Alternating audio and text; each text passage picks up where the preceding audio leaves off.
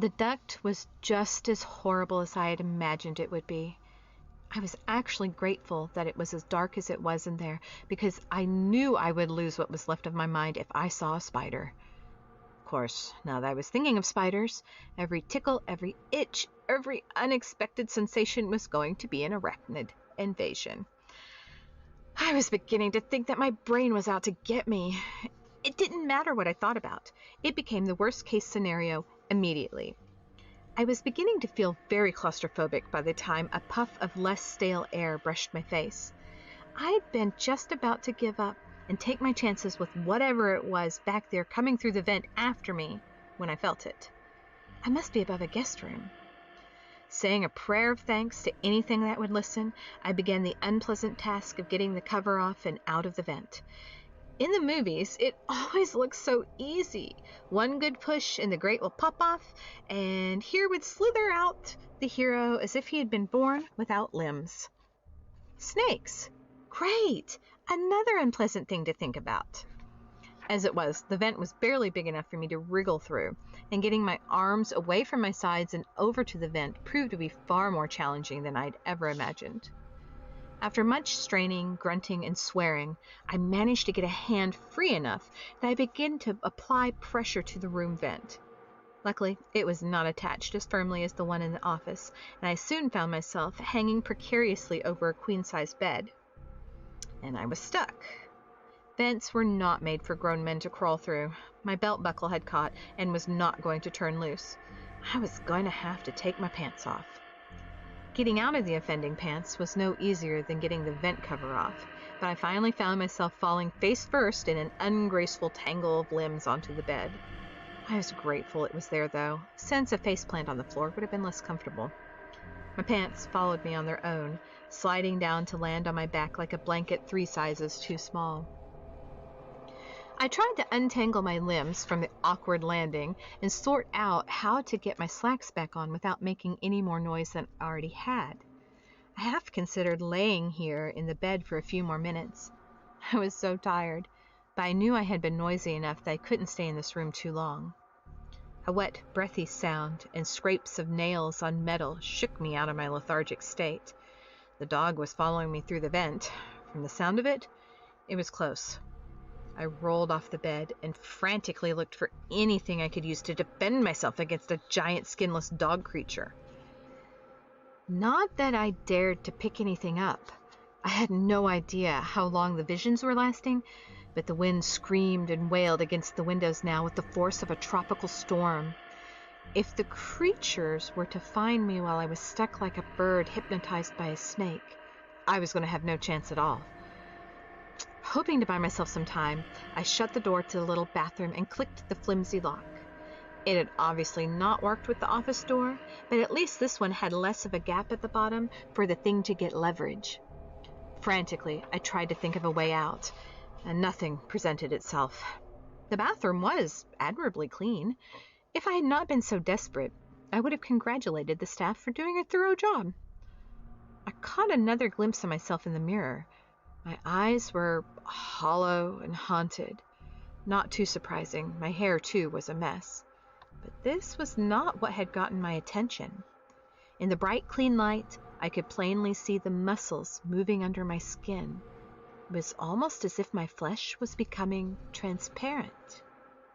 Hoping it was a trick of the light or even the mirror, I pulled up the sleeves of my shirt, only to find the same thing on my arms and hands. It looked like my skin was fading away. I looked in the mirror again. Normally, my dark hair looked almost black, but my eyes were the disturbing part. Normally, my eyes were an icy blue, but in here, they looked amber as a cat's. Horrified, I turned from the mirror, determined not to look any longer, certain that this was just another sign that I had broken with reality. How could my skin be transparent or my eyes change color? It was almost as if I was beginning to look like those devilish dog-like creatures that now pursued me. Despair gripped my heart. Is that what was happening? Had I been infected by them? Was it a form of rabies? Would I begin to foam at the mouth, or would I just drop dead? I could think of no reason to continue to fight the madness. If I was just going to die, either of some strange illness or become some unnatural beast, there was no reason to try to stay alive any longer. Miserably, I looked to the door, as if I expected the snarling beast to burst through at any moment. The white particle board barrier stayed in place, but I did see the answer to my problems. A necktie. Almost giddy at the prospect of ending my life before the monster in the bedroom did, I reached for the tie, planning on throwing it over the shower curtain rod.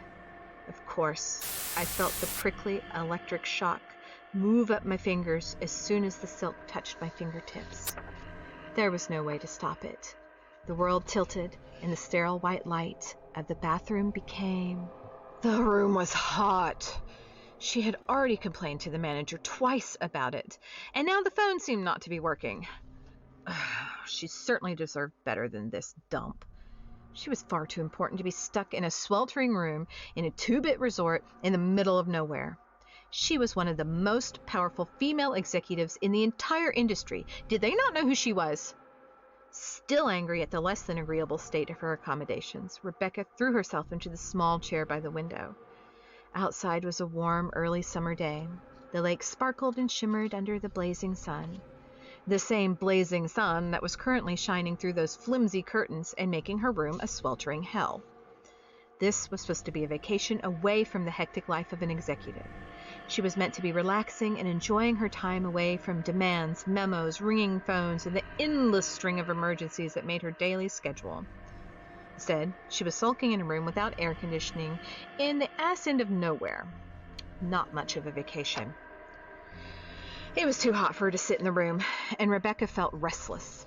Maybe a glass of tea in the dining room and a walk to the lake were in order.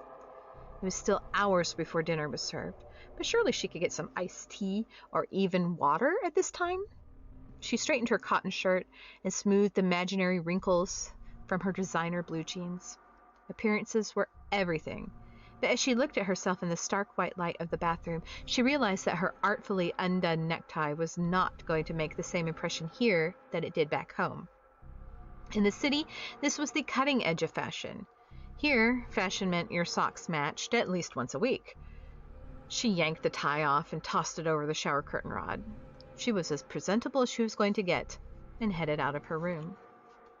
To her annoyance, though not surprise, the elevator seemed to have stopped running. She could see it through the quaint ironwork grate sitting somewhere between the floor above her and her floor. She was going to have the travel agent that booked this place for her fired. She had a bad feeling about that girl as soon as she met her, but her normal travel agent had retired and she needed a new one. Peeved all over again, Rebecca made her way to the stairs. She intended to have a word with the manager as soon as she got to the lobby. This place was a disgrace. There was nothing up to her standards here. Distastefully, she noted the dust on the stairs and the wear on the carpets covering the stairs. The window in the lobby must have been dirty as well, because the light seemed to be dim and shaded. Could this place not afford a housekeeper? Fuming and on the verge of a true fit, the kind that made her employees scramble for cover and find an intern to offer as a sacrifice, she made it to the bottom of the stairs. She took long steps and almost threw herself at the front desk. Not finding it attended, she began to ring the little silver bell repeatedly. There was no response. Not even the sound of shuffling feet or a chair being moved from the little office just behind the desk. She rang the bell again, with the same lack of results. She was just going to have to go back there and drag that little weasel out. He was going to rue the day he was born. As Rebecca stormed behind the high-counter desk and went for the door labeled "Office" in large block letters, the sun suddenly went behind the clouds, plunging the lobby into near darkness. She hesitated. Everything took a sinister cast now. Where was everyone? Even the weather hates this place, she grumbled, shaking off her uncharacteristic case of nerves. She threw open the door. The manager was not there, but the giant black dog was. She backed up quickly. Was this what they used for security? She heard a soft tick, tick behind her, and she whirled around. It was not just one dog, but one of them barked. Frantically, I tossed the necktie away from me as fast as I could. That option was lost to me now. The words, "Pride goeth before destruction, and a haughty spirit before a fall," kept going through my mind. For just a second, I considered opening the door and trying to run from the room. It was absurd, of course. It might be lurking just on the other side of the door, supernaturally quiet, gleaming teeth waiting to sink into my fading flesh. It was the one thing all of these terrible scenes had in common: the unearthly dogs. Every one of them ended with the dogs. The window was just above the toilet. If I climbed on top of the precarious porcelain, maybe I could crawl out. Maybe the creature would not be able to follow me if I slipped out this way. The tank was cool and slightly slippery as I tried to balance on it. It rattled alarmingly when I put my weight on it and pried open the glass. Thunk, clack, bang. The noise seemed loud enough to wake the dead, but no noise came from the other side of the door. I was beginning to think it had not been able to find me behind the closed door when I heard it. Just a small sound, but not one made by the wind. It was the sound of something dry and coarse being dragged across the door. I tried to hurry, but it was slow work. I was tired, the window was high on the wall, and to be honest, it was smaller than the vent shaft. There were a couple of moments where I was afraid I'd be trapped half in and half out the window when that thing came in from behind me. That thought of being caught like a pinned butterfly gave me the incentive I needed to wriggle the rest of the way through the opening and tumble to the ground below with a thump and a curse. In a matter of seconds, I was up and running as fast as my exhausted legs would carry me. The crunch of gravel under my shoes and the whistle of the wind through the leaves were at first the only sounds I heard, and briefly I thought of trying to run back to my car. Surely the adrenaline would give me the boost I needed to make it back to the crippled vehicle. Maybe, if I locked the doors and hid on the floorboards, I'd be safe until morning. I tried to imagine myself curled into a cramped little ball, head pressed as far under the dash as I could get it, hoping nothing would look in the windows until the sun rose. It wasn't appealing, but it beat being eaten by a demonic dog beast. My breath began to come in gasps much sooner than I had expected, and I began to wonder about the practicality of my plan when I heard the crunch of something large and multi-legged on the gravel behind me. I did not turn around to look, but I did get a temporary boost of energy as I imagined the great black beast loping toward me in the dark. It looked like the boathouse was my only option. I shoved the door open and immediately slammed it closed with my body weight. Heart pounding, I braced my feet against the worn and warped boards and waited for the thump of a giant body slamming into the door. Nothing. Nothing at all. It was as if it had not been only feet from me, but I was certain it had been. Certain that the sharp, pale teeth had been on my heels. I'd almost felt the hot breath on my legs. I could not find a lock on the door. The staff must secure it by a padlock outside. I needed something to brace the door with. Frantically, I scanned the dark room. Anemic light filtered in the window from the moon, and I saw something that might help. There was a flimsy wooden bench under a window across the shed. I waited, ear pressed to the door, trying to hear any sound on the outside. Quiet. The only sound was the gentle sloshing of the lake against the boathouse. It was only now that I realized that I had stopped hearing the sounds of unseen people around me. I didn't even hear the normal sounds of bugs and animals that I would expect to hear on a lake.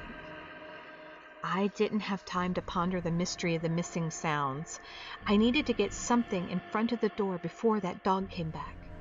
I hesitated. I kept one hand on the door and tried to reach the bench with my foot, but I was nowhere close to it. I tried stretching out until only my fingertips touched the wood and swung my foot blindly in the direction of the bench. No luck. It was just too far.